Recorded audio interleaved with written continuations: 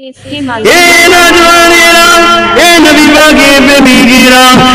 নবী নবী দয়া নবী জানিয়ে দিলেন আখিরি জামানায় নানা রকম ভাবে ষড়যন্ত্র করে আমার উম্মতের মধ্যে হারামকে ঢুকিয়ে দেওয়া হবে, বিভিন্ন নাম দিয়ে বিভিন্ন পরিকল্পনা করে আমার উম্মতের মধ্যে হারামকে ঢুকিয়ে দেওয়া হবে।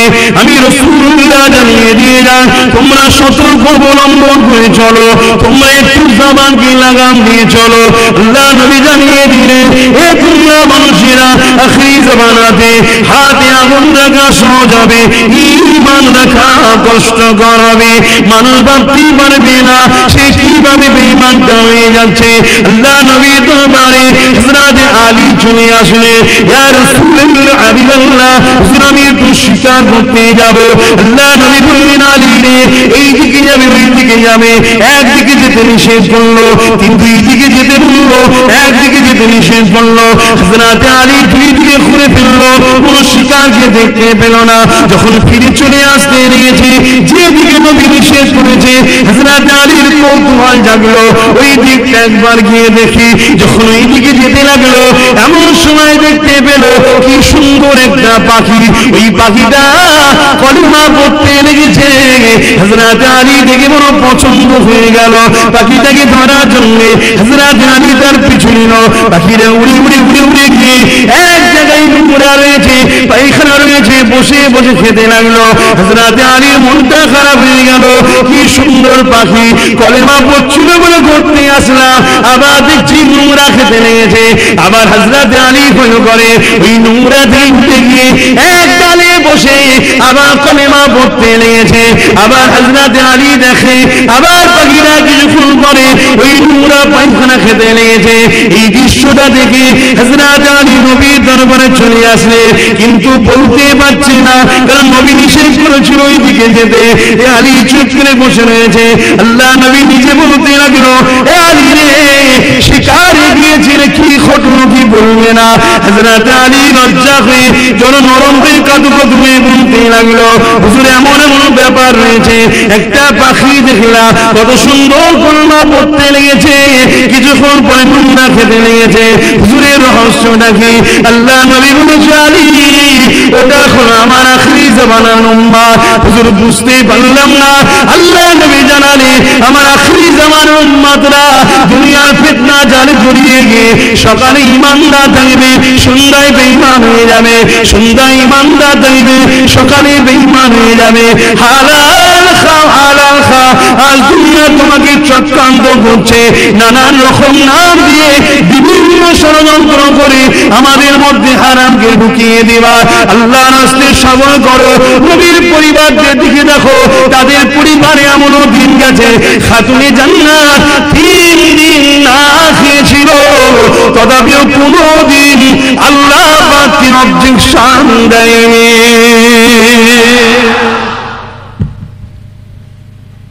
দেখুন, সব নবী বলে গেছে, মানা না মানা সব আপনাদের ব্যাপার। তাহলে এবার চলে আসুন আসল জায়গায়। 50, 60, 70 বছরে মজা করতে গিয়ে আখেরাত জাহান্নাম কেউ চান? না বললে হবে না, তাহলে কাজে দেখাতে হবে তো। তাহলে আমরা ফলো করবো কাকে? জোরে বলুন, নবীকে। কথাটা সবাই বলতে পারছেন না? কাকে ফলো করবো? নবীকে। হ্যাঁ, আসেন আমার নবীকে ফলো করতে হবে। নবীকে ফলো করতে গেলে সব দিকে উত্তমভাবে ফলো করেছে কারা, তাদেরকে অনুসরণ করতে হবে। কেন? আল্লাহ পাক কোরআন পাকের মধ্যে জানিয়ে দিলেন, কুল ইন কুনতুম তুহিব্বুনাল্লাহ ফাত্তাবিউনি ইউহিব্বুকুমুল্লাহ ওয়া ইয়াগফির লাকুম যুনুবাকুম ওয়াল্লাহু গফুরুর রহিম। হে দুনিয়ার মানুষেরা, তোমরা যারা বলো আল্লাহকে ভালোবাসি, তোমরা যদি সত্যবাদী হও, এই ভালোবাসার প্রমাণ তোমাদেরকে দিতে হবে। কি প্রমাণ দিতে হবে? ফাত্তাবিউনি, আগে আমার রাসূলের ইত্তিবা করতে হবে, আমার রাসূলকে অনুসরণ করতে হবে, আমার নবীকে ফলো করতে হবে। তোমার জিন্দেগিতে তোমার লাইফেতে, তোমার সংসার জীবনে, তোমার ব্যবসা জীবনে, তোমার অর্থ জীবনে, তোমার সামাজিক জীবনে, তোমার রাষ্ট্রীয় জীবনে, তোমার রাজনীতির জীবনে, সব কিছুতে তোমাকে এ থেকে যে পর্যন্ত আমার নবীর ইত্তিবা করতে হবে, নবীর অনুসরণ করতে হবে।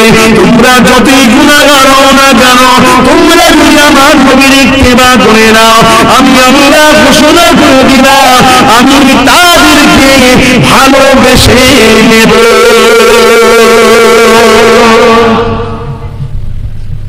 বুঝতে পারছেন তো মাইকের আওয়াজে? খুব ঠান্ডা মাথায় বুঝলেন আমার আব্বারা। দুনিয়া বেশি দিন নয়, আল্লাহকে সাক্ষী রেখে বলে যাচ্ছি, বেশি দিন আর দুনিয়া নাই। শুধু এতটুকু মাথায় ঢুকে নাও, প্রতিদিন দুনিয়া কোন রকম ভাবে কাটিয়ে দিয়ে চলে যায়, যেন ঈমানটা নিয়ে রাসূলের আদব আর প্রেমটা নিয়ে যেতে পারি, হয়তো পরকালে নাজাত পেয়ে যাব। জোরে বলুন সুবহানাল্লাহ। মানলে মানুন, না মানলে না মানুন। কি এটুকু বলার স্বাধীনতা আছে তো নাকি? না, এটা বলারও স্বাধীনতা নেই। আপনাদের সামনে পেয়েছি যখন একটু বুঝাচ্ছি, যার লিভার হবে নেবেন, যার লিভার হবে না নেবেন না। যদি কারো গালিগালিজ করার ইচ্ছা, একটু গালিগালাজ করে নেবেন, আমিও চলে যাব, আপনিও চলে যাবেন, মিটে যাবে। আর যদি বলেন যে ঝগড়া করার ইচ্ছা আছে, সেটাও করে নেবেন, কোনো অসুবিধা নেই। কেন ইমামে হোসাইনের থেকে আব্বাস সিদ্দিকী বড় নয়, ঠিক না বেটে?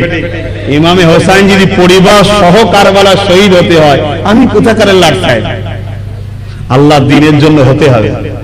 শুনছেন তো নাকি?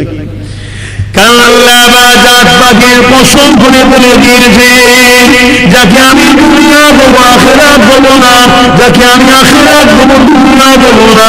এ বিশ্বের মানুষেরা, জান্নাত আমার, জমিন আমার, আসমান আমার, সবই আমার।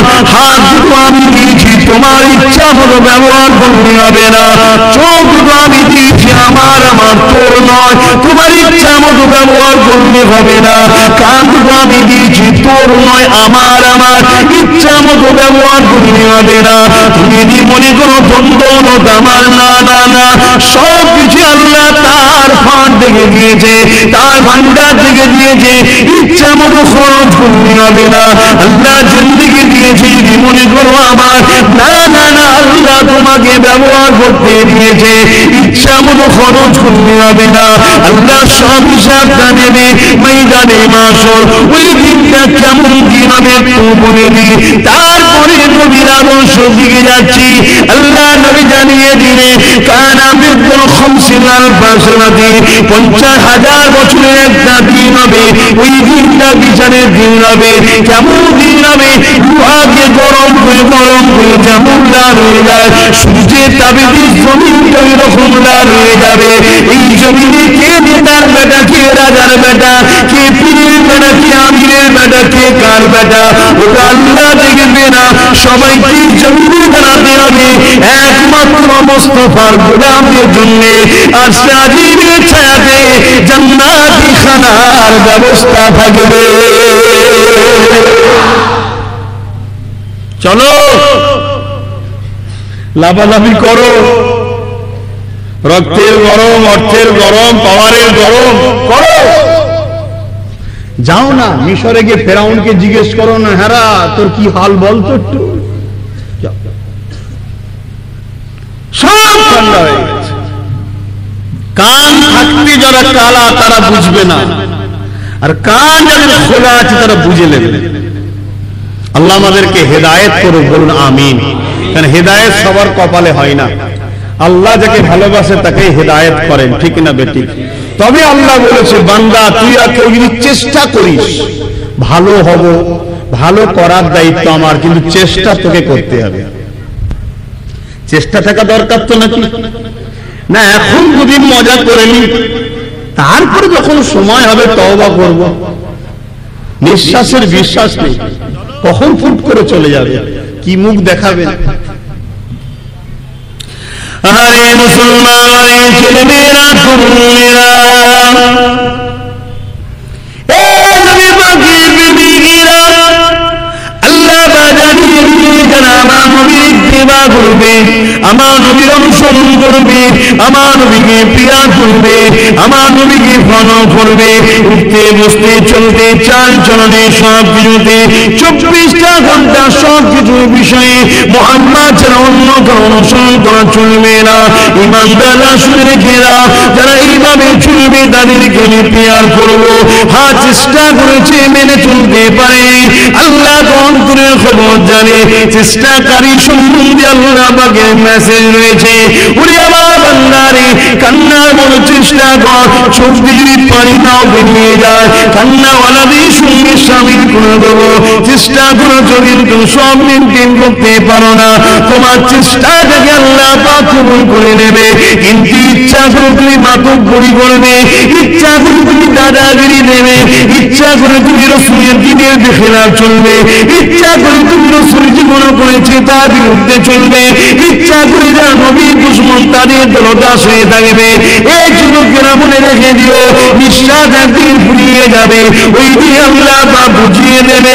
কেন এখন তো পরীক্ষা হলে রয়েছ, তুমি ভুললে তো ঠিক লাগবে কিছুই বলবে না, রেজাল্ট যদি আউট হয়ে যাবে, ওই দিন ফেল হয়ে গেলে হাইরে আফসোস, আর কি করার থাকবে না। আল্লাহ নবী আল্লাহ পাক জানিয়ে দিলে যারা আমার যাদেরকে ভালোবাসবো তাদের জন্য কিছু মেসেজ রয়েছে। কি মেসেজ রয়েছে? তারা যদি অন্যায় করে থাকে, ভুল করে থাকে, আমি আল্লাহ তাদেরকে ভালোবেসে নিয়েছি, তারা আমাকে রহমান রহিম পাবে, তাদের জীবনের সমস্ত গুনাহ খাতাকে আমি আল্লাহ মাফ করে দেব।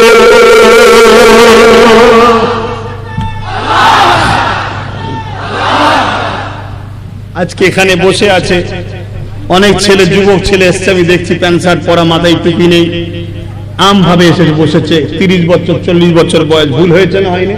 কিন্তু আজকে শুনছে কোরআনের কথা, যে রসুলকে তুমি টোটাল লাইফে ফলো করো, তোমার জীবনে যা গুনাহ আছে আজকেরই তওবা করে নাও, বাকি সমস্ত মাফ করে দেবে, কাল থেকে পরিবর্তন করে দাও। রসুল ছাড়া কাউকে চিনি না, রসুল ছাড়া কাউকে বুঝি না, রসুল ছাড়া কারো কথা শুনতে রাজি নয়, আমি শুধু রসুলকে ফলো করবো। জোরে বলুন সুবহানাল্লাহ। তাহলে তোমার পিছনের লাইফের গুনাহ আল্লাহ মাফ করে দেবে। বহুত সাহাবারা যখন সাহাবা হয়নি, সাহাবী হয়নি, রসুলের দরবারে এসেছে, তাদের জীবনে অনেক ভুল ছিল, তারা জানতো না সত্য কি জিনিস, তাদের কাছে মেসেজ যায়নি, নিজের বাচ্চা মেয়েকে জেন্ত পর্যন্ত পুঁতেও দিয়েছিল, এমনও লোক ছিল। ওই জাহিলদের আবু জেহেল উতবা সাইবার পাল্লাই পড়ে গিয়ে রসুলের মেসেজ শুনে যখন পরিবর্তন হয়েছে, আল্লাহ তাদের জীবনের গুনাহকে মাফ করে দিয়েছে। জোরে বলুন সুবহানাল্লাহ। হয়তো আমাদের চলার পথে অনেক ভুল হয়েছে, দীর্ঘ 20 বছর 30 বছর 40 বছর 50 বছর হয়ে গেছে, আমরা বিভিন্ন শয়তানের দলে ছিলাম, শয়তানের অনুসরণ করে ফেলেছি, শয়তানদের তাবেদারি করে ফেলেছি। আজ কিন্তু পরিবর্তনের চেতনা এসেছে, মন যদি জাগে, কালকের অপেক্ষা করো না, সন্ধ্যারও অপেক্ষা করো না, তওবা এখানে বসে বসে পড়ো, কাউকে জানাবার দরকার নেই, শুধু মনে মনে বলে দিও যে আল্লাহ তুমি সাক্ষী থেকে যাও, আজকের এই পবিত্র মাহফিলে বসে তওবা করলাম, বাকি জীবনটা আমি মুহাম্মদ রাসূলের গোলামি ছাড়া অন্য কারো কথা শুনবো না। আমার নবী যা বলেছে প্রত্যেকটা চলার কদমে কদমে কদমে কদমে মুহাম্মদ রাসূলকে ফলো করব। আল্লাহর কসম বলে যাচ্ছি, তুমি যত বড় গুনাহ করে থাকো, আজকের এই মাহফিল থেকে আমার আল্লাহ তোমাকে বেগুনাহ করে ঘরে নিয়ে যাবে। বলে বলুন সুবহানাল্লাহ। আল্লাহ বোঝার চেষ্টা করো বাপ ভাইরা, আল্লাহ কিন্তু কিয়ামতের দিনে প্রশ্ন করবে, বান্দারে কেন তুই শরাব পান করেছিলি? আর বান্দারে শরাব তুই পান করেছিলি, কিন্তু শরাবের বিরুদ্ধে কেন ছিলি না? শরাবের বিরুদ্ধে কেন শপথ করেছিলিস? শরাব দুনিয়ায় শান্তি আনে না ফিতনা আনে? একটু আওয়াজ দিয়ে বলবো, অসুবিধা হলে বলুন, দোয়া করে দিচ্ছি। তাহলে একটু আওয়াজ দেবেন, কেন বুবা পাড়ায় তো আমি আসিনি। আল্লাহ নবী যখন মক্কা জমিনেতে এমন করে দিনের প্রচার করতে লাগলেন, আল্লাহ নবী কি বলেছেন, বাবারা শরাব পান করো না বাবা, শরাবের মধ্যে ক্ষতি আছে বাবা, শরাবের মধ্যে পুরাই রয়েছে বাবা, শরাবের মধ্যে লস আছে বাবা। মক্কা তৎকালীন যারা জালিম ছিল মুসলিমা, তারা দেখতে লাগলো এই শরাবই তো আমাদের রাজ্য টিকিয়ে রেখেছে, এই শরাবই তো আমাদের গদিকে মজবুত করেছে। কেন যখন মানুষ শরাব খেয়ে থাকে ভালো মন্দ সে বুঝতে পারেনি, তার দ্বারা সমাজ বিরোধী কাজ করানো যায়, আমাদের বিরোধীদের ঘরে শরাবকে মারধর করানো যায়, আমাদের বিরোধীদের ঘরে শরাবখোর দ্বারা দিয়ে জব্দ করা যায়। আর মুহাম্মাদের শরাবটা বন্ধ করে দেয়, শরাব খাওয়া ছেড়ে দিলে তার বুদ্ধি তার এমন করে আস্তে আস্তে খুলবে, আমাদের দুর্নীতির বিরুদ্ধে বুঝতে পারবে, আমাদের অন্যায়ের বিরুদ্ধে বুঝতে পারবে, আমাদের জুলুমটা বুঝতে পারবে, আমাদের হাতে ক্ষমতাটা ফসকে যাবে। তাই তৎকালীন শুনে আমার রাসূলুল্লাহর বিরুদ্ধে লেগে গেল, ডাইরেক্ট নবীকে মারতে পারেনি, ডাইরেক্ট নবীকে ক্ষতি করতে পারেনি। যারা আমার নবীর দরবারে আসতো, নবীকে নবী বলে মানত, নবীর পক্ষে দাঁড়াতো, নবীর দলে যোগ দিয়েছিল, তাদের উপরে জুলুম করতে লেগেছিল। কত জুলুম করতে লেগেছিল একটু চিন্তা করে দেখো দেখি। আজ নবীর গোলামের দিকে আসার জন্য তোমাদের উপরেও জুলুম হচ্ছে আমি জানি, কিন্তু তোমাদের উপরে জুলুমটা আর রাসূলুল্লাহর মাননেওয়ালাদের উপরে জুলুমটা একটু মিলিয়ে দেখো তো দেখি। এই যুবকেরা তরুণেরা আল্লাহ নবীকে যারা মিলছিল তাদের বুকের উপরে বাড়ি পাথর চাপিয়ে দিয়েছিল, গরম পানির উপরে শুইয়ে দিয়েছিল, রডকে গরম করে আমার রাসূলের মাননেওয়ালাদের মুখে ছেঁকা দিয়েছিল, ছেঁকা দিয়ে বলেছিল মুহাম্মাদের দল ছেড়ে দেয়, আমাদের দলে চলে যায়। তারা একটাই কথা বলেছিল, জীবন দিয়ে দেবো মুহাম্মাদের দল ছাড়বো না। এইভাবে নবী নবী নবী করতে করতে তারা অনেকে মারাও গিয়েছিল, আল্লাহ জান্নাতি হয়ে গেল, কিন্তু তারা আমার নবীর দলকে ছাড়বে না।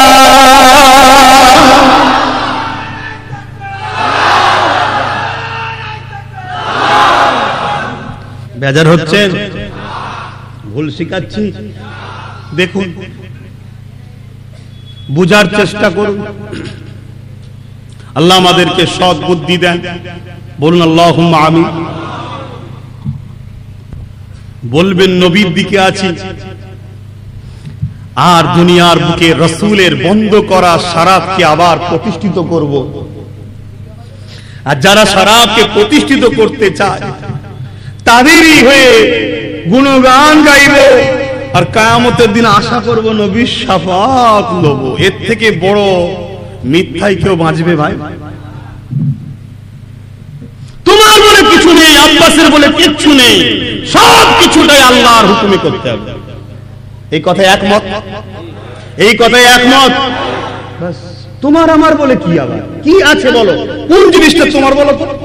কোনটা একটা বলো যেটা আমার? তুমি খোঁজ নিজে তোমার নয়, তোমার ভেতরে যে জানটা ওটাও তোমার নয়, তোমাকে মহান স্রষ্টা দিয়েছে। আব্বাস যে চিল্লাচ্ছে জবানটা আমার নয়, আমাকে মহান স্রষ্টা দিয়েছে, দান করেছে, আমি ব্যবহার করছি। এই যে হাত লাগাচ্ছি যে ক্ষমতাটা, এটা আমার নয়, এটাকে আমার রব্বুল আলামিন ব্যবহার করতে দিয়েছে। অনেক লোকের হাত থাকতেও তুলতে পারেনি, প্যারালাইসিস। কি ভুল বললাম? সব তো আল্লাহর দেওয়া। তো তুমি কার ইশারায় ঘুরছো? দুনিয়ার কাকে খুশি করতে যে কাকে নারাজ করছো? আজকে প্রত্যেকটা বাড়ি বাড়ি লোন ঢুকিয়ে দেওয়া হলো। কোন গায়ের ধর্মের কি হচ্ছে আমার দেখার দরকার নেই, আমি তোমায় বুঝাতে এসেছি। তুমি যদি হাত তুলে বলে দাও আব্বাস সিদ্দিক আমি আল্লাহ মানি না, আমি নবী মানি না, আল্লাহর কসম বলছে আপনার জন্য আমি হজ করতে আসি না। কথা বুঝে আসছে ভাই? তুমি যখনই বলবে আল্লাহ মানি, নবী মানি, যখন তুমি কোনো পাপ কাজে ধরা পড়বে, বদলামটা কিন্তু হেডলাইনে মুসলমান, তাই তো নাকি? বদলামটা পুরো কমে হচ্ছে। আরে নওজওয়ানেরা, আমার আম্মাদের উদ্দেশ্য করে একটু বলি, শুনছো তো মায়েরা? হয়তো মায়েরা বলতে পারে, বোনেরা বলতে পারে যে আমাদের জিন্দেগি আমাদের মতো চালাবো না আম্মা, আপনার জিন্দেগি নয়, আল্লাহ দিয়া নিয়ামত, আল্লাহর হুকুমে চালাতে হবে।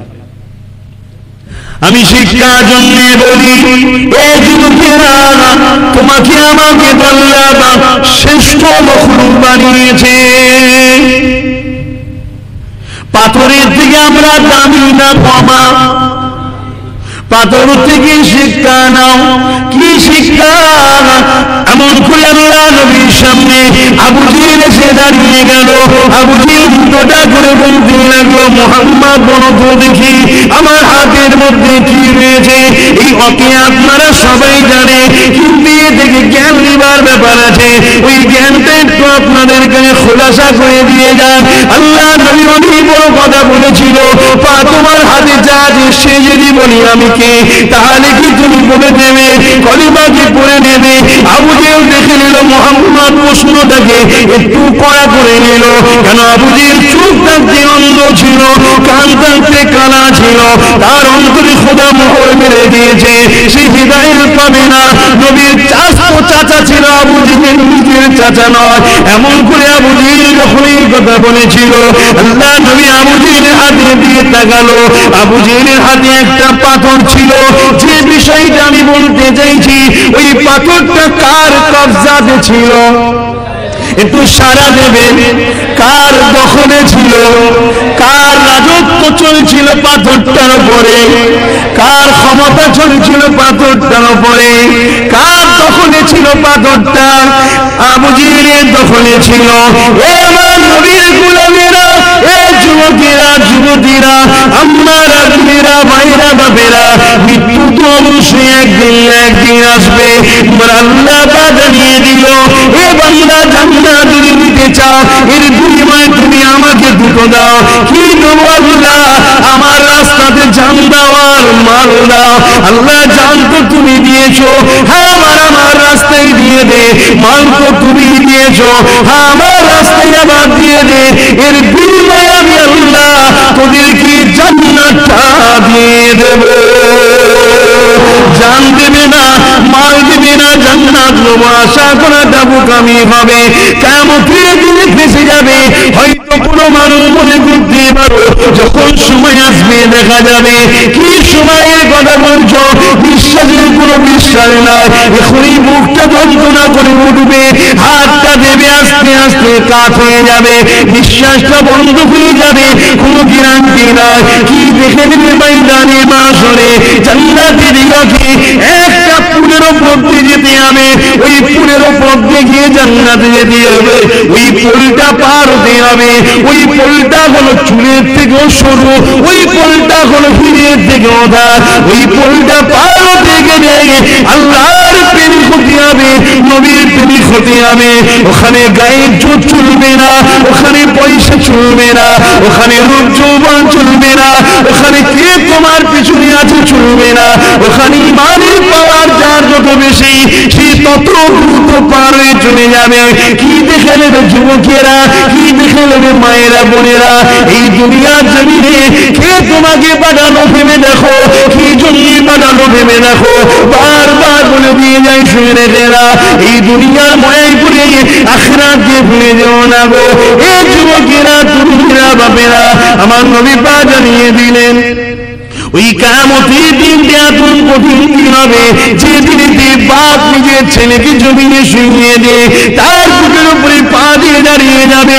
ওই কিয়ামতের দিনটা এত কঠিন দিন হবে, ছেলেকে বাপ, বাপকে ছেলে, ছেলে বাপকে জমিনে শুইয়ে দিয়ে তার বুকের উপরে পা দিয়ে দাঁড়িয়ে যাবে। তাহলে সেই কিয়ামতের দিনে অন্য কেউ কারো হবে না গো। কিন্তু এই কিয়ামতের দিনেতে আমার রাসূলের ঝান্ডাকে দুনিয়ায় যারা উঠিয়ে রেখেছে, আমার নবীর দিনের জন্য যারা কথা বলেছে, নিজের জীবনে বাস্তবায়ন করেছে এবং পরিবেশটাকে নবীর দিন দ্বারা সাজিয়ে রেখেছে, অবশ্যই তাদের জন্য আল্লাহ নবীর শাফাআতটা ওয়াজিব হয়ে যাবে।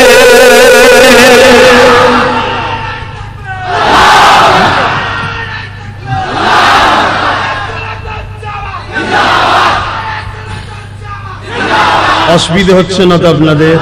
মাইকের আওয়াজে বুঝতে পারছেন? বিশেষ করে যুবকদের বলছি, আমার সোনার ভাই, অনুরোধ করছি, ব্যবসা করো, কারবার করো, ধনী হও, হারাম ইনকাম করে নাই। উসমান গানি কি ধনী ছিল না? ধনী হওয়া তো পাপ নয়, ধনী তো আল্লাহই বানায়। হও না? উসমান গানি কত বড় ধনী ছিল, পৃথিবীর নামকরা ধনী ছিল। খাতুনে আমার রাসূলুল্লাহর হাদিয়া আম্মাজান খাদিজাতুল কুবরা গরীব ছিল নাকি?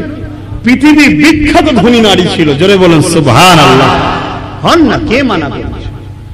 কিন্তু হারাম ইনকাম। আজ প্রত্যেকটা, মাফ করবেন, ভুল হলে বলবেন, 100-র মধ্যে বেশিরভাগ বাড়িতে, আমি অমুসলিমের কথা বলতে আসিনি, যারা দাবিদার মুসলমান তাদেরকে বলতে এসেছি, প্রত্যেকটা বাড়িতে হয় লটারি আর নাই সুদ, যে কোনো ভাবে হারাম ঢুকানো হচ্ছে না হয়নি। এটাই তো ইসলামের দুশমনদের ষড়যন্ত্র। যেমন করো মুহাম্মাদের উম্মত গুলোকে সুদের মধ্যে, হারামের মধ্যে নাবিয়ে দাও, না হয় ওদের সঙ্গে লড়াই করে আমরা পারিনি আর কোনোদিন পারবো না। কেন? ওদের ইমানের পাওয়ারটা এত পাওয়ার। ইনকাম করুন, হালাল ইনকাম করুন। কিয়ামতের দিন আল্লাহ যদি বলে বান্দারে তুমি আমার নবীর দাসত্ব করো না কেন? তোমাকে তো আমি কোরআনে জানিয়ে দিয়েছিলাম, লাকাদ কানা লাকুম ফি রাসূলিল্লাহি উসওয়াতুন হাসানা। এ দুনিয়ার মানুষেরা, আমি তোমাদের জন্য আমার নবীকে মডেল বানিয়ে দিয়েছি। তোমরা আমার নবীকে ফলো করবে, নামাজ পড়বে নবীকে দেখো, রোজা রাখবে নবীকে দেখো, হজ করবে নবীকে দেখো, যাকাত দেবে নবীকে দেখো।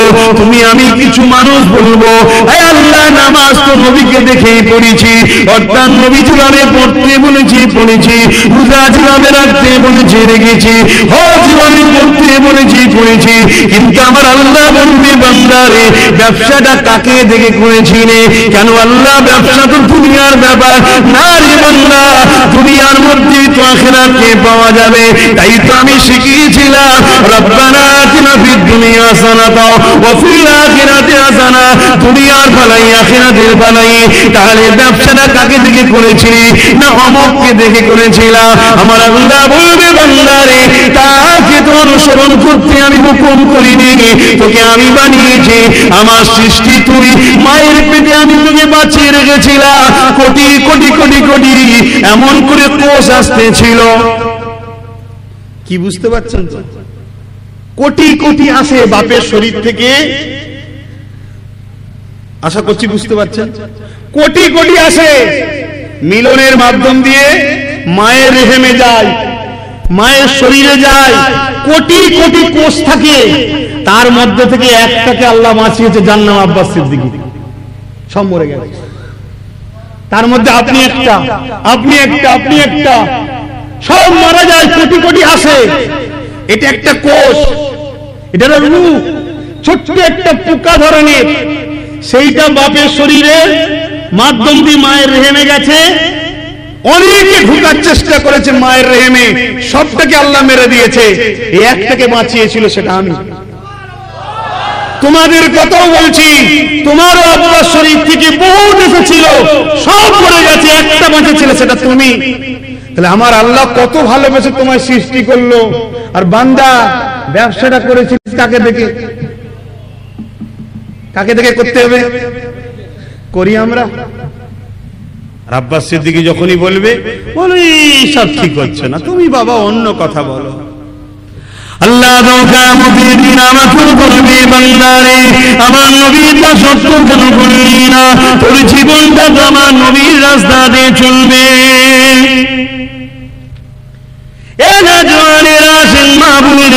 একটু বলছি না, দুদিনের দুনিয়ার বয়ে পড়ে আখিরাত ভুলে যাবেন না। সামান্য কষ্ট হলে ধৈর্য হারিয়ে যাবেন না। মুমিনের সব থেকে বড় গুণ হলো মুসিবতে ধৈর্যের সাথে সবর করা। এই দুনিয়ার জমিনে একটা নারীর কথা বলে যায়, যার নাম হলো হযরতে সুমাইয়া। আমার আম্মারা বোনেরা একটু বোঝার চেষ্টা করেন, কোথায় যাচ্ছেন, কাদের ইশারায় পড়লে, কাদের অনুসরণ করে চলছেন। আপনার চালচলন তো খাতুনে জান্নাতের মতো হবে, আপনার চালচলন তো আম্মা আয়েশার মতো হবে, আপনার চালচলন তো নবীর খুশি অনুযায়ী হবে। কারণ এই দুনিয়ার জন্য একটা দিন ছিল, যেদিন মেয়েরা জন্ম দিলে তৎকালীন সন্ত্রাসীরা চেন্ত ফুটিয়ে দিত। আল্লাহ নবী লড়াই করে এ মা বোনেরা, তোমাদের জন্য বলতে গিয়ে আল্লাহ নবী মার খেয়েছে, তোমাদের জন্য বলতে গিয়ে আল্লাহ নবীর জীবনী খুলে দেখো, নবী কলেমার পরে কি দাওয়াত দিয়েছিল। নবী কলেমার প্রচারের পরে দুটো কথা বলেছিল, একটা শিশুদের অধিকার আর একটা আমার নারীদের অধিকার। এই দুটো কথা বলার জন্য আল্লাহ নবীকে আবু জির উতবা সাইবা ঘর ছাড়া করে দিয়েছিল। নবী আমার বাড়ি গিয়ে বন্দী ছিলেন, জাতির ফল পাতা মুখে জীবন যাপন করেছে। এ নবীর গোলামেরা সেই নবীর খেয়ে কথা বলতে গিয়ে, নাই কথা বলতে গিয়ে, নারীদের অধিকারের জন্য কথা বলতে গিয়ে আজ তোমাকে যদি ঘর ছাড়া হতে হয়, মনে দুঃখ নিও না গো। তোমার নবীও ঘর ছাড়া হয়েছিল, 1 মাস পাহাড়ে বন্দী ছিল। তুমি আমি কোথাকারের কে? আল্লাহ যাকে এত ভালোবাসে, নবী যাতে রাজি, আমার আল্লাহ তাদের রাজি।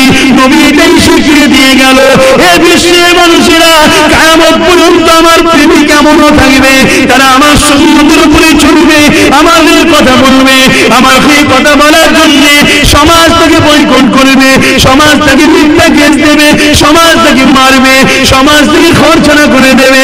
সে খরচনা হয়ে যাবার পরে আমি মুহাম্মাদের কথা বলে পড়বে, আরে আমার নবীও তো খরচনা ছিল, তার কষ্টটা একটু হালকা হয়ে যাবে। তাই আমার নবী এইভাবে আমাদেরকে শিক্ষা দিলে। মন খারাপ হচ্ছে, ধৈর্য ধরতে পারবেন তো হকের পক্ষে থাকতে গিয়ে? দেখুন সবটা নিজ নিজ ব্যাপার। হাতে একটা সোনার ঢিলা, তুমি মনে করছো সবটাই সোনা। আল্লাহ বলছেন না, সব সোনা নেই, ওতে কিছু খাদ আছে। তো খাদটা কি করতে হবে? আলাদা করতে হবে। তা আলাদা করতে গেলে কি করতে হয় একটু বলবেন না? তো গালাতে গেলে কি করতে হবে? আগুন, মানে তাপ, কষ্ট, গরম, চাপে পড়ে গলবে, খাদটা বেরিয়ে অরিজিনাল হয়ে যাবে। তা আমরা তো সবাই বলছি আল্লাহ তোমায় ভালোবাসি, আল্লাহ একটু গলাবে না? খাদ কে আছে বার করতে, অরিজিনাল নিয়ে এলে করবে না? ওই জন্য মুসা সাল্লামও যখন ফেরাউনের সঙ্গে লড়াই করতে গেছে প্রথমবার হেরে গেছে। কথা বুঝে আসছে? এর পিছনে রহস্য আছে না নাই? হ্যাঁ, আল্লাহ পাক একদিন সেই মুসা নবীকেও জিতালেন। জোরে বলুন সুবহানাল্লাহ। সময়ের অপেক্ষা, অবশ্যই একদিন না একদিন কাম